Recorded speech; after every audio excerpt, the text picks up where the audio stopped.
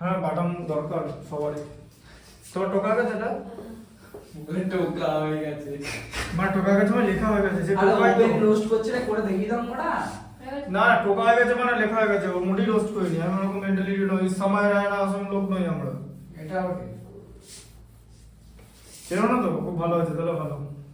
আর চেনা চিনে লাভ নেই, এটা দরকার নেই চেনা, এসব ব্যাড পার্সোনালিটি চিনে লাভ নেই। এই সময় রানা কে? সুরেশ রানা শুনেছি। সুরেশ রায়না বিরাট ব্যাপার, সুরেশ রায়না ইজ হিরো। সুরেশ রায়নাকে ফলো করো, সময় রায়নাকে ফলো করার দরকার নেই। আমাদের দুই ভাই ছিল মনে হচ্ছে। না না, সুরেশ রায়না অন্য প্লেয়ার, ও বা ডেঞ্জারাস ক্রিকেটার। যখন ক্রিকেট খেলতো না টি-20 চামড়া ছাড়ি হাতে খুলে দিত বোলারে। অস্ট্রেলিয়ার মিচেল জনসন আছে, ও একটা ও তো ওই তো মোস্ট মানে কি বলে আজে বাজে কথা বলে, কি না বলে এটাকে? মিচেল জনসন হচ্ছে প্রচুর স্লেজিং করতো। মিচেল জনসন হ্যাঁ দাঁড়িয়ে গো পায়। হ্যাঁ এরকম গো বাজে মিচেল এরকম গো হ্যান্ডেল বার মুস্টাচ। হ্যাঁ ও একটা ওভারে 7 খানা বল করেছিল নো বল নিয়ে, 7টা বলেই বাউন্ডারি মেরেছিল। 7টা বলে দি রায়না ওই ম্যাচটা কত রান করেছিল জানো? 25 বলে করেছে 87। চেন্নাই সুপার কিংসের টি-20 খেলা আইপিএল এ চামড়া ছাড়িয়ে পিটিয়ে অবস্থা খারাপ করে দিয়েছে। Raina is a hero. Suresh Raina যেরকম ফিল্ডার তেমনি সেরকম স্টপ গ্যাপ বোলার। মানে রায়না হচ্ছে ধোনির মানে one of the most loyal soldier. ধোনির মানে ধোনির টিমের প্লেয়ার বেসিক্যালি ও। রায়না, জাদেজা, অশ্বিন এরা হচ্ছে ধোনির ব্রিগেডের প্লেয়ার। হ্যাঁ আর ধোনির সব থেকে বড় মানে ঘোড়া ছিল হচ্ছে ইন্ডিয়া টিমের রোহিত শর্মা। এখন তো ধোনি রিটায়ার করে গেছে। হ্যাঁ এসব প্লেয়ারদের ধোনি আর টিমে আর ছাগল কে ছিল? গৌতম গম্ভীর। গৌতম গম্ভীর একটু বেশি পাকা। গৌতম গম্ভীর অনেক কমিটেড প্লেয়ার, ভালো প্লেয়ার গৌতম গম্ভীর। আচ্ছা 7 এরটা দেখো। তো বিরাট কোহলি সাথে মারপিট হয় না? বলে এমনি হয়। 7 এরটা দেখো। দেখো the selling price of 12 pen is equal to the cost price of 15 pen। ঠিক আছে, তাহলে গেইন পার্সেন্ট বার করো। ঠিক আছে 12 পেন, ঠিক আছে কস্ট প্রাইস অফ 15 পেন। দেখো সবার আগে দেখো, বসো সবার আগে। সিপি লিখলাম কস্ট প্রাইস। একটা পেনের কস্ট প্রাইস আমি লিখলাম এ রুপিস, লিখতেই পারি। একটা পেনের কস্ট প্রাইস এ রুপিস। আচ্ছা তাহলে কস্ট প্রাইস অফ 15 পেন, তাহলে 15 পেনের কস্ট প্রাইস কত? 15 এ রুপিস, তাই তো? আর এবার 12 পেনের সেলিং প্রাইস কত? 15 এ রুপিস তো, তাই তো হচ্ছে?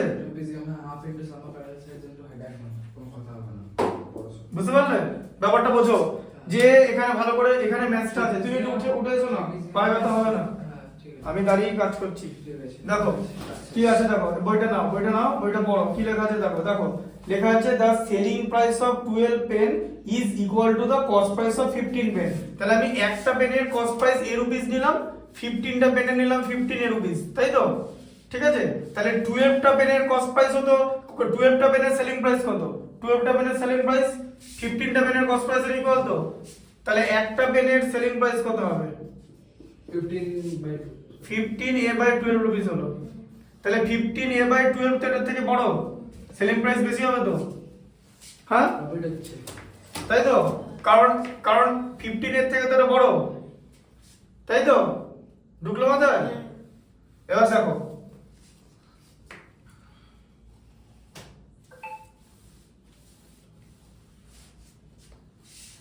তাহলে 15a, এটা 15a/12 আছে, ঠিক আছে একটা, ঠিক আছে।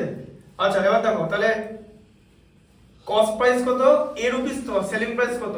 একটা পেন ধর, একটা পেনের কস্ট প্রাইস কত? এ রুপিস তো, এ রুপিস। একটা পেনের কস্ট প্রাইস এ রুপিস তো, আর একটা পেনের সেলিং প্রাইস কত? 15/12। হ্যাঁ এ মানে কত? এ মানে জানো? এ মানে হচ্ছে দেখো 12a/12, এটা মানে এ, তাই তো? 12 চলে গেল।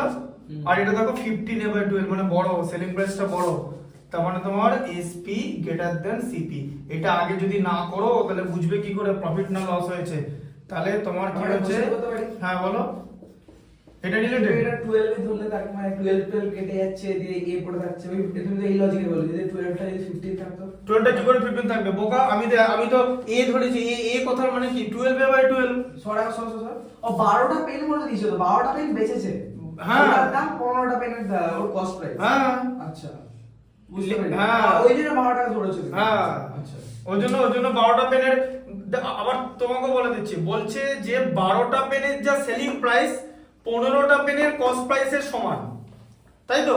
এবার তোমাকে একটা পেন ধরতে হবে, একটা পেনের কস্ট প্রাইস আগে বানাও।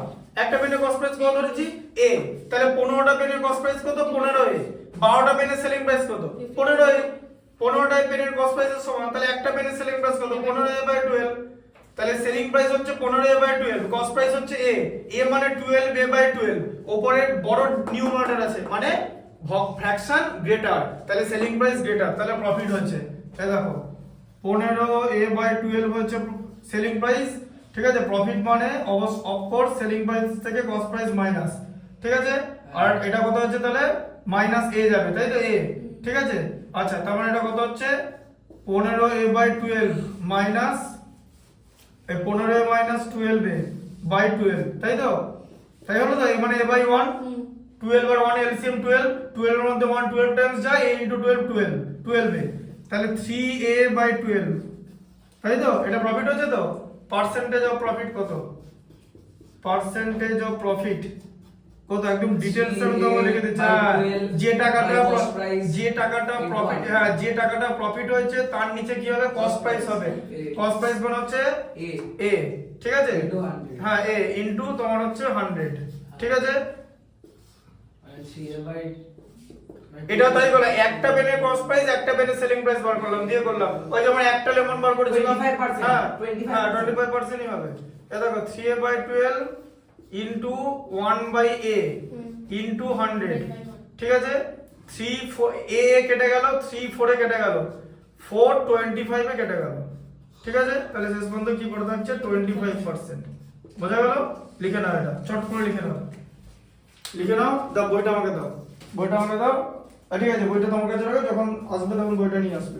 আমার এটা হালকা টাকা দাও। হ্যাঁ দিচ্ছি তো, ওখানে করাচ্ছি।